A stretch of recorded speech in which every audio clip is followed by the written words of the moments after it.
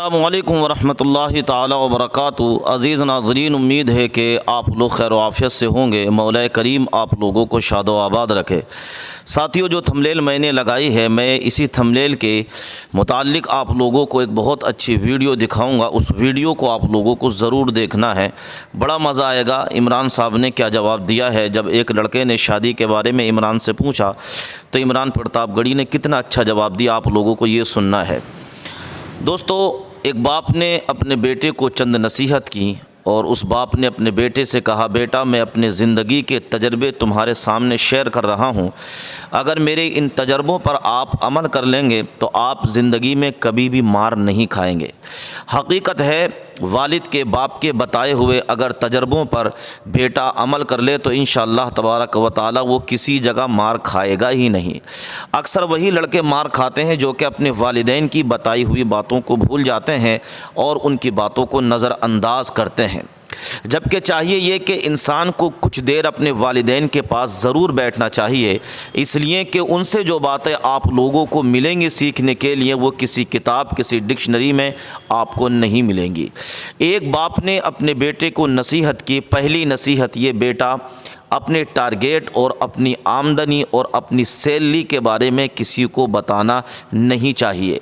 अगर हाँ ज़रूरत पड़ जाए तो ज़िक्र कर सकते हो, मगर इसका ज़िक्र किसी के सामने करना नहीं चाहिए। दोस्तों, ये बहुत अच्छी बात है, क्योंकि अक्सर लोग क्या होते हैं, थोड़ा पैसा आने लगता है, सैलरी उनकी अच्छी हो जाती है तो लोगों के सामने ज़िक्र करना उसको शुरू कर देते हैं। बहुत सारी मर्तबा नज़रें जो ऐसी लग जाती हैं लोगों की कि इंसान का अच्छा खासा कारोबार तबाह बर्बाद हो जाया करता है। दूसरी वसीयत जो बाप ने अपने बेटे को की थी, वो वसीयत ये थी, बेटा मेरी दूसरी वसीयत ये याद रखना कि हमेशा बड़ों की इज़्ज़त करना, अपने बड़ों का एहतराम करना। जब तक इंसान अपने बड़ों का एहतराम करेगा बेटा, ज़िंदगी में वो कभी मार खाएगा ही नहीं। तीसरी बात ये कही थी, बेटा लुच्चे लफंगों के साथ मत बैठना, बल्कि तजर्बाकार लोगों के सामने, बुज़ुर्गों के साथ में बैठना, इसलिए कि बुज़ुर्गों से तुम्हें बहुत सारी ऐसी बातें सीखने को मिलेंगी जो आपको किसी किताब में नहीं मिल सकती। चौथी बात जो बाप ने अपने बच्चे को समझाई थी वो ये, बेटा हमेशा इस बात को गांठ बांध लेना, आप ऐसी जगह कभी ना जाए जहां पर आपकी इज़्ज़त और आपका एहतराम न किया जाए। हमेशा ऐसी जगह पर जाना जहां पर आपकी इज़्ज़त की जाए, आपका ख्याल रखा जाए। दोस्तों, आज हम और आप देखते हैं अक्सर लोग जहां गालियां मिलती हैं फिर वहीं पर चले जाते हैं, जहां से धोखा मिलता है फिर वहीं चले जाते हैं। जबकि बाप की बेटे को नसीहत है कि ऐसी जगह पर कभी मत जाना जहाँ से तुमने धोखा खाया हो या जिस जगह तुम्हारी इज़्ज़त ना की गई हो। एक वसीयत बाप अपने बेटे को ये करता है, बेटा मेरे जाने के बाद मेरे रिश्तेदारों से ताल्लुक़ को मज़बूत रखना, उनसे ताल्लुक़ नहीं तोड़ना। मेरे रिश्तेदार मेरे हक़ में फ़ुला बेहतर थे तो तेरे हक़ में भी इंशाअल्लाह वो बेहतर रहेंगे। ये एक बाप ने अपने बेटे को नसीहत फरमाई है। दोस्तों, आइए अब आप लोगों को मैं दिखाता हूं कि इमरान साहब से जब एक शख्स ने, एक लड़के ने ये पूछा कि इमरान सर शादी कब करेंगे, तो इमरान प्रतापगढ़ी ने क्या जवाब दिया कि अभी हमारे लीडर ने ही शादी नहीं की है तो हम तो उनके पीछे पीछे चल रहे हैं, अगर लीडर शादी कर लेंगे तो हम भी शादी कर लेंगे। आइए, बड़ी दिलचस्प वीडियो है, इस वीडियो को देखते हैं।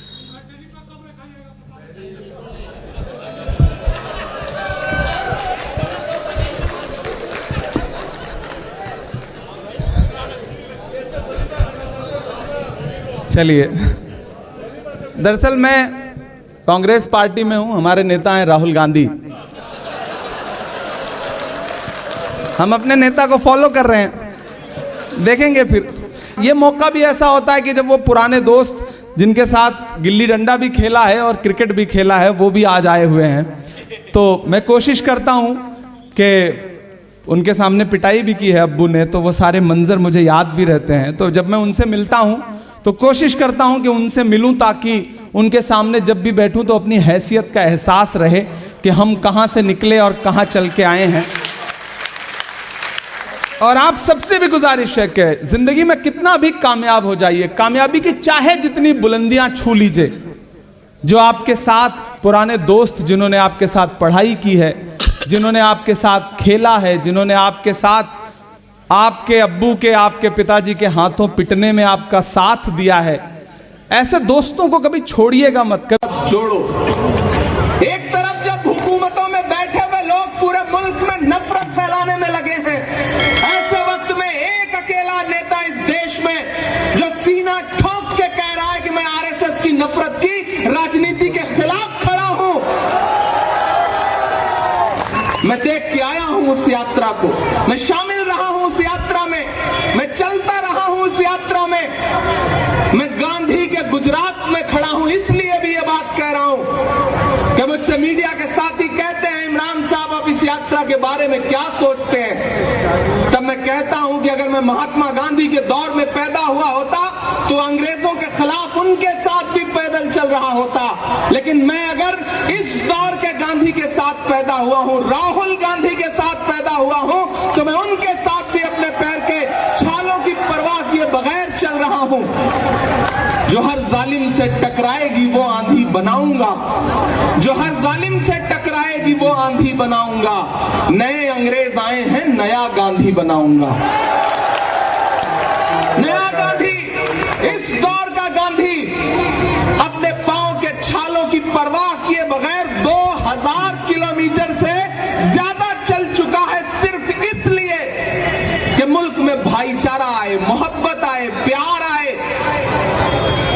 मेरे भाई 5 दिसंबर को आपको ईवीएम की कतारों में खड़े होना है, पोलिंग बूथ पर जाना है, तो जब जाइए तो बुनियादी मुद्दों को याद करके जाइए। याद करिएगा, बटन दबाने से पहले ये याद रहे कि आपके इसी सूबे में 135 से ज्यादा लोगों ने अपनी जान इसलिए गंवा दी क्योंकि भ्रष्टाचार की वजह से एक ऐसा पुल जिसका रखरखाव किया जाना था वो पुल ढह गया और 135 लाशें बिछ गईं। ये याद रखिएगा, लेकिन उससे ज्यादा ये बात याद रखिएगा कि जब 135 लाशें बिछी थी, मोरबी में कफन सिले जा रहे थे, तो हुकूमत का फर्ज यह था कि पूरा प्रशासनिक अमला, मुख्यमंत्री, प्रधानमंत्री जी खुद यहां थे, वो सारे के सारे मोरबी में मौजूद होने चाहिए थे। लेकिन अफसोस, देश का हाकिम दिन में 3 बार कपड़े बदल के उद्घाटन कर रहा था। याद रखिएगा इस बात को, याद रखिएगा इस बात को। असलम साहब मुंबई से आए हैं, वो मंजर याद रखिएगा कि शाहरुख खान के बेटे आर्यन के पास से 5 ग्राम ड्रग्स की बरामदगी दिखा करके टीवी चैनलों पर सरकारी एजेंसियों ने जो तमाशा करवाया था उसे याद रखिएगा। लेकिन फिर यह भी याद रखिएगा कि इसी गुजरात के मुद्रा पोर्ट पर हजारों हजार करोड़ के ड्रग्स पकड़े गए और मीडिया में बात तक नहीं हुई। याद रखिएगा, याद रखिएगा।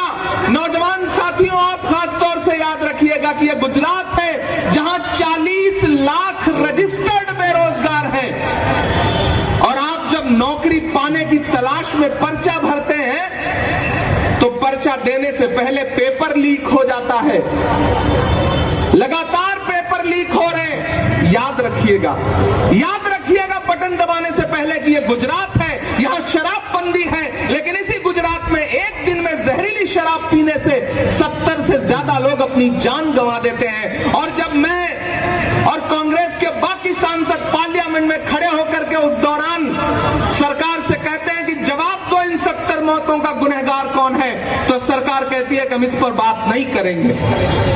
याद रखिएगा, जरूर याद रखिएगा। वो आपको भटकाने की कोशिश करेंगे। वो उनका एक मुख्यमंत्री आएगा, वो कहेगा कि राहुल गांधी की दाढ़ी तो सद्दाम हुसैन से मिलती है, वो आपको भटकाने की कोशिश करेगा। लेकिन जब उन्हें कहे तो पलट के आप उन्हीं से कह दीजिएगा कि भैया आप भी आईना देख लो, आपकी शक्ल भी मोदी जी के दोस्त नवाज शरीफ के जैसी लगती है। उन्हें कह दीजिएगा, मुद्दों पे डटे रहिएगा, पूछिएगा कि महंगाई कैसे बढ़ गई। आप तो कहते थे कि मैं चौकीदार हूं, मेरे हाथ में देश की तिजोरी सौंप दो, मैं खजाना नहीं लुटने दूंगा। लेकिन मेरी माओ बहनों, ये याद रखिएगा कि आज से 6 साल पहले एक दिन टीवी चैनलों पर वो नमूदार हुए और उन्होंने कहा कि भाइयों बहनों, आज से 5 500 और 1000 का नोट बंद। जानते हैं क्यों? क्योंकि आपने अपने पल्लू में छुपा करके, रसोई में आटे के डब्बे में छुपा करके जो थोड़े बहुत पैसे रखे थे ना घर वालों से, ताकि बच्चों की किसी मुसीबत में काम आए, उस पैसे को आपसे छीन के बैंक में जमा करवाना था, ताकि अपने उद्योगपतियों, दोस्तों का कर्जा माफ किया जा सके, आपको लूट करके अमीरों की तिजोरी भरी जा सके। याद रखिएगा, तब जाइएगा और वोट करिएगा। मैं तो अलग ऐलान चारों तरफ सवाल करता हुआ फिर रहा हूं। डराने की कोशिशें की जाती हैं, आवाज दबाने की कोशिशें की जाती हैं। कहा गया है, सुना गया है, कोई न बोले। ज़बान दराजों को मशवरा है, कोई न बोले। अजीब लुकनत पसंद हाकिम से वास्ता है, जो चाहता है, जो सोचता है, कोई न बोले। लेकिन मैं बोल रहा हूं, क्योंकि मैं इसलिए जिंदा हूं कि मैं बोल रहा हूं। दुनिया किसी गूंगे की कहानी नहीं लिखती। याद रखिएगा कि जब प्रधानमंत्री जी लाल किले की प्राचीर पर खड़े होकर के महिला सम्मान, महिला सुरक्षा का भाषण दे रहे थे, तो उसी दिन, उसी के 2 घंटे बाद, इसी गुजरात में भारत की एक बेटी बिल्किस बानो के बलात्कारी रिहा किए जा रहे थे। याद रखिएगा। अभी 7 दिसंबर से पार्लियामेंट का सेशन शुरू होगा। दुआ करिए मेरी आवाज में इतनी ताकत आए कि मेरे सामने प्रधानमंत्री जी बैठे हों और मैं पार्लियामेंट में खड़ा होकर उनसे सवाल करूं